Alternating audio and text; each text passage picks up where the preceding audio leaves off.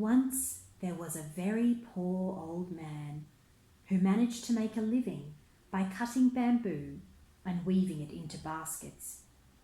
One day, as he was walking into a grove, he saw something glowing in the bottom of a big bamboo tree. How strange! What could that be? He cut the tree open and found a tiny little girl inside. The old man picked her up gently in his hands and hurried home with her. Look what I found, good wife. A beautiful little girl. She must have been sent to us from heaven. My, what a lovely child. The old woman was just as pleased as her husband. The little girl grew very fast, just like the bamboo in which she had been found. She became bigger, stronger, and more beautiful each day. The old man took her to a famous scholar in the capital, who gave her the name Kaguya Hime, the Bamboo Princess. From that time on, whenever the old man cut down a bamboo tree, jingle, jangle, jingle, he found precious gold coins inside.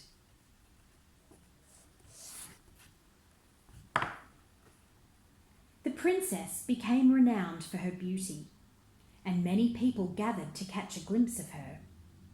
They came not only from villages and towns nearby, but from distant provinces as well. They peered over hedges, they climbed up trees, and they went up on the neighbour's roof to see her. Some of them even asked for her hand in marriage. But the bamboo princess always said no. Still, there were 5 princes who would not give up. Please give the princess to me. No, to me. They argued among themselves and begged the bamboo princess's father to choose one of them. But her father was also firm and said no. Finally, Kaguya Hime addressed the suitors. Since you 5 gentlemen will not accept my refusal, I shall make a request of each of you. The man who is able to bring me what I shall ask for will become my husband.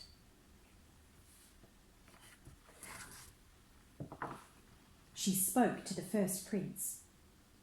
I want you to go to India and bring the stone bowl of the Buddha back to me. Did you say India? The first prince was very surprised. It would take him 3 years just to go there and come back. And so instead of making the long journey, he went to a nearby temple and brought back a dirty, dusty bowl that he found there. No, no. Why, this bowl doesn't shine as it should. When she saw it, the bamboo princess knew right away that it was not the Buddha's bowl.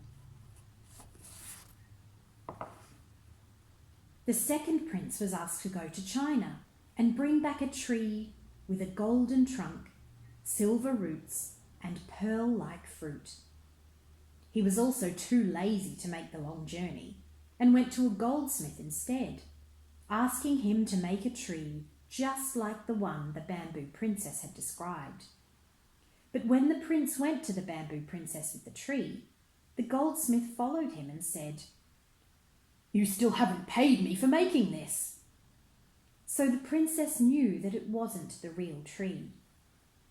Next, she asked the third prince to bring her a robe made from the skin of the white volcano rat found only in China.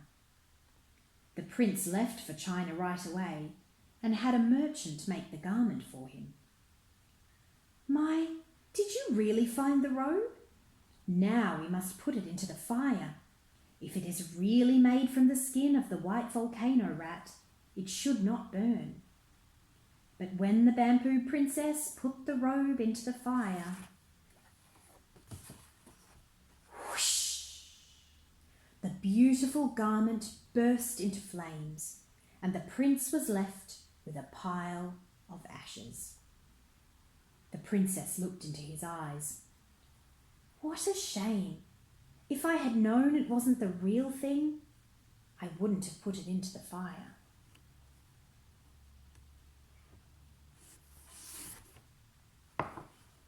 The fourth prince was asked to bring the princess a beautiful 5-coloured jewel worn around the neck of the dragon of the sea.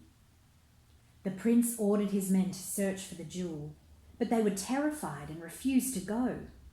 So the prince got on a ship and set off to look for the dragon all alone. He hadn't gone far when, boom, crash! He met with a terrible storm and his ship overturned. He returned to the princess alive, but without the jewel. The fifth prince was asked to bring the bamboo princess a cowrie shell from a swallow's nest.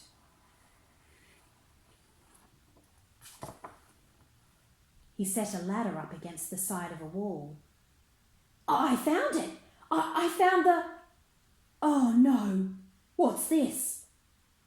The prince was so surprised by what he found that he fell, tumbling to the ground. What he thought was a cowrie shell was actually the swallow's droppings.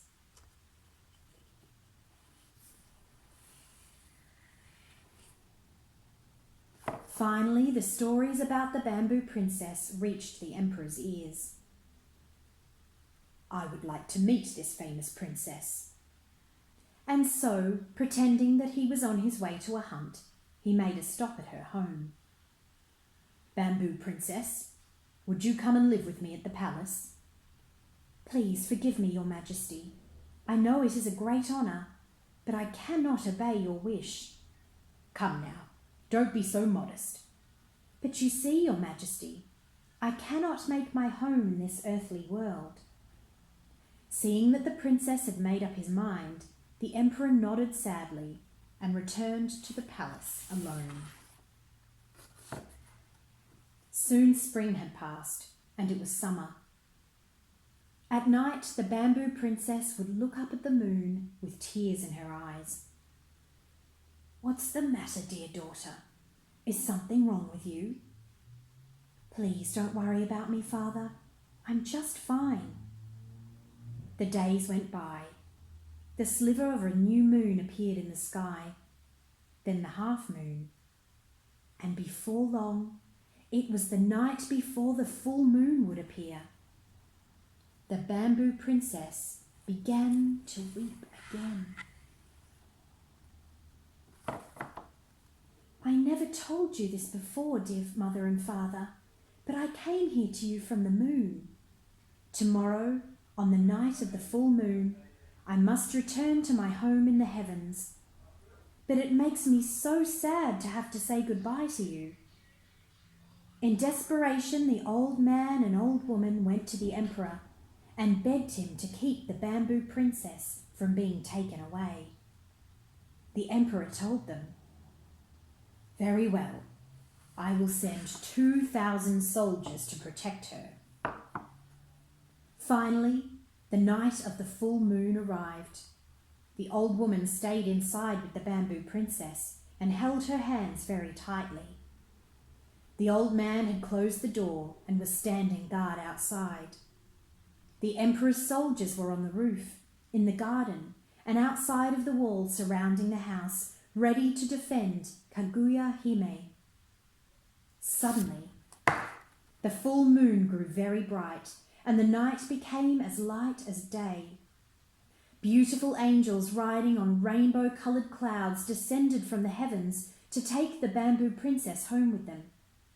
The soldiers prepared to shoot their arrows, but the heavenly light was so bright that they could not open their eyes. Their hands became numb, and they could not draw their swords. The door, which had been firmly closed, swung open, and the bamboo princess began to walk out alone toward a heavenly carriage. Dear daughter, are you going to leave your poor mother and father behind? Wait, please. Bamboo Princess, please don't go. The old man and old woman cried out to her in tears. Please take this, dear parents. It is a magic potion that will make you live forever. I hope that you will both stay well always. Then the heavenly carriage rose up into the sky, carrying the Bamboo Princess away. Now that we have lost our daughter to the heavens, there is no reason for us to live forever. That's right, dear husband. Let us take the potion up to the mountain closest to heaven and burn it there. Yes, let's do that. The smoke from the fire may rise up to where our dear Bamboo Princess lives. So the old couple climbed to the top of the highest mountain in Japan and burned the magic potion there. Since that time, the mountain has come to be known as Mount Fuji, which means the mountain that lives forever. The end.